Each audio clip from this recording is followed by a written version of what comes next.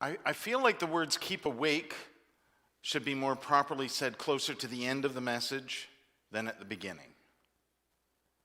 It just seems like something appropriate to say while someone's standing at the front talking on and on for quite some time.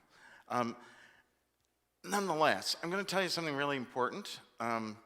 Lori has not enjoyed reading scripture for us for the last few weeks. Not at all. And has been quite vocal about not enjoying reading scripture. Not because she didn't enjoy reading scripture, but because of what she was reading. Now, you may recall that for weeks now, at least 3, we've been hearing Jesus talk about the end times, death and destruction. There was a story about bridesmaids, some of whom get locked out. There's a story about judgment with sheep and goats. There's a story about gifts and talents and somebody being punished because they didn't use theirs properly. All of these are stories about the end times. Lori did not care for those stories. And so you might think that this would be a moment where I would just kind of go, well, Lori, let me explain this to you in a proper pastoral voice and preach a little sermon about how important these stories are. But are they? Really? Shh, are they really? Don't tell anyone I said that. Because they're real important ones today.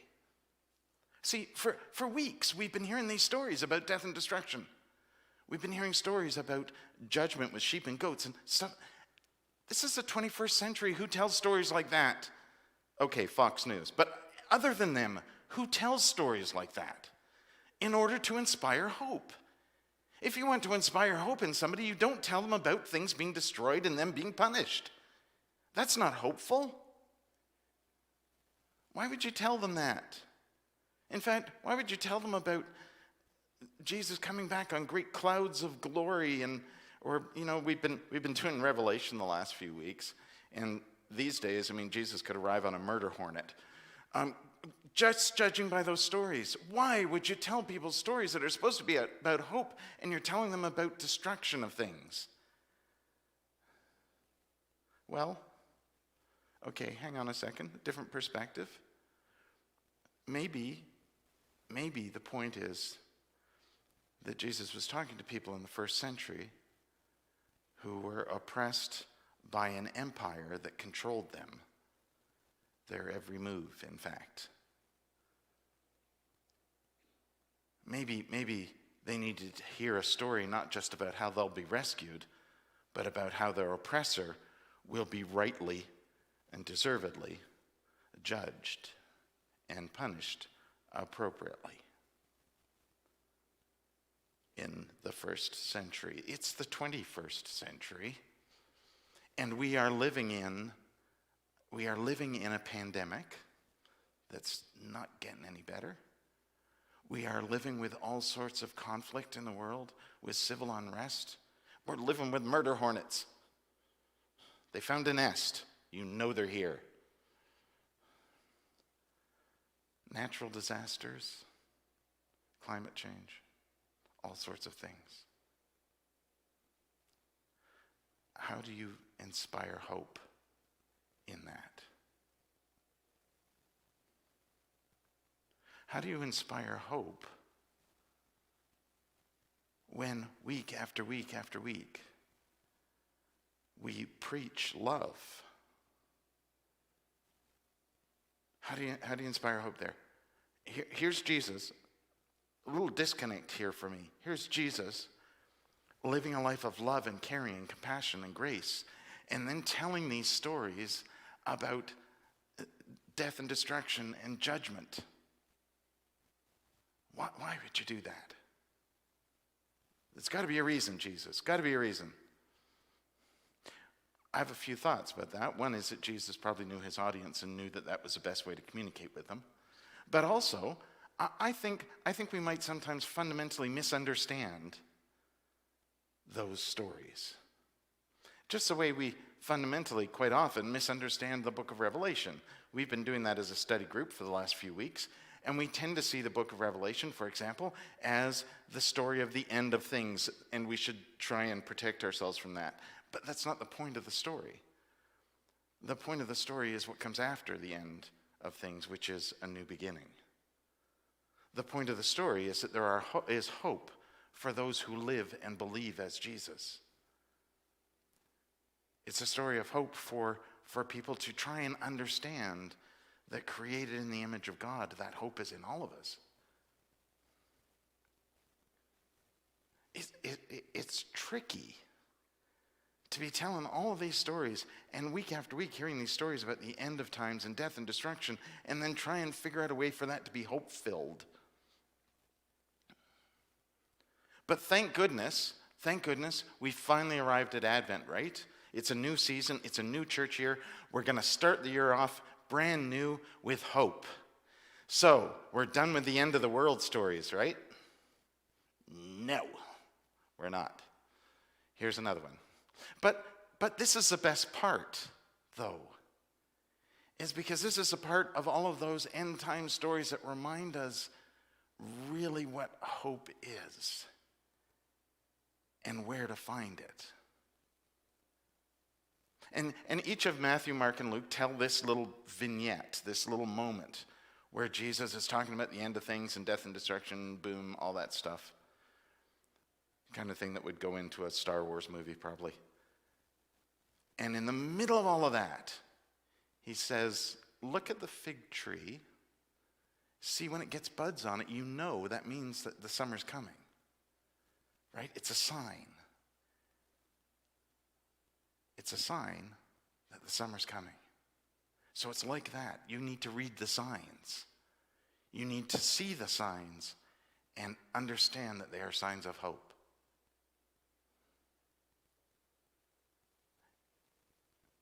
What do you see as signs of hope around you? Do you see death and destruction and conflict as signs of hope?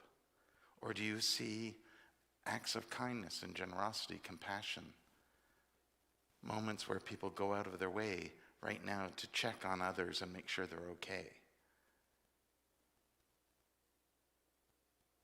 What are the signs of hope right now? See, I think when Jesus tells this little story, and it's like, a sentence and a half, you see the buds on the tree, you know that summer's coming.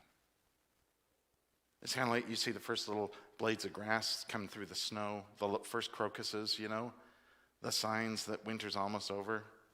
Things are starting to grow again because they never left. They were always there. And they're coming back. So you know that summer's coming. I'd say you know that spring's coming, but that tends to last for about an hour. But you know it's coming. But think about the image that Jesus uses, though. The fig tree. It's a fruit tree, right?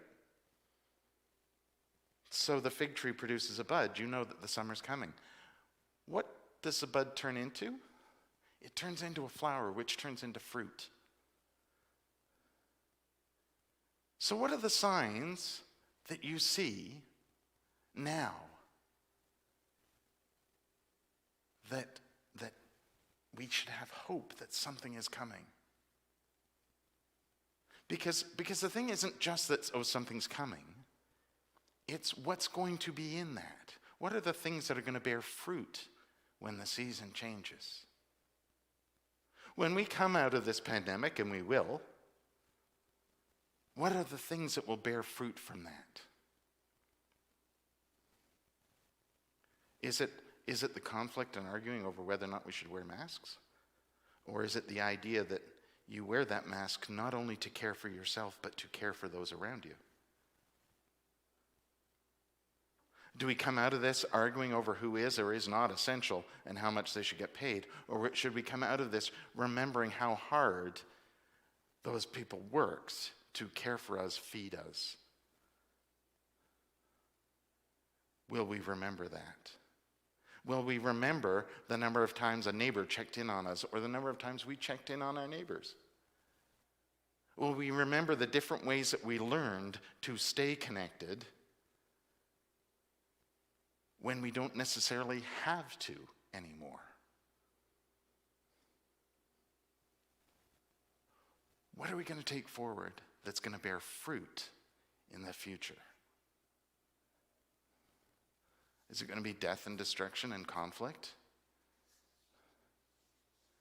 Or is it going to be kindness? Is it going to be compassion? Is it going to be love, grace? Because those are the things that bear fruit. Those are the things that bring new life. The bud on the tree isn't just a sign that the seasons are changing. It's not just a sign of change. Change is inevitable. If you are somebody who doesn't care for change, I have bad news for you, because change happens all the time. It's how we handle it that matters. It's what we do with it that matters. Do we fight it? Do we embrace it? Do we engage it? Are we proactive about it? Because if we are proactive about it, we'll be considering right now the things that are going to bear fruit in the future. Not just because this is going to get us through this, it's going to end and it's going to be going back to normal. Don't say that. I don't want to hear it. Because it isn't. What it's going to be is something new and different. So, what are the signs? What are the signs for what it's going to be? What are the signs? What are the things, the buds right now that are going to bear fruit in the future? I think that's what Jesus means with all of those stories. I think that's what he means when he says, be discerning, be wise and understanding, try and perceive things, get information and learn, be wise. I think he means when he says be prepared, he means don't just sit around or collect stuff. Don't collect stuff, hide in your bunker. Go out and engage the world. That's how you prepare. You find out what the buds are so you know what the fruit's going to be. And you work for that. And keep awake. Engage the world. Be alive.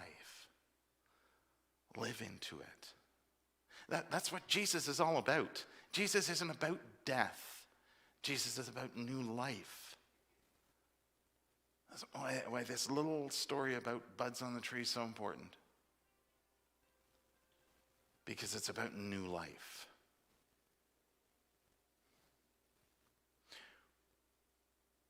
What signs do you see that are about new life?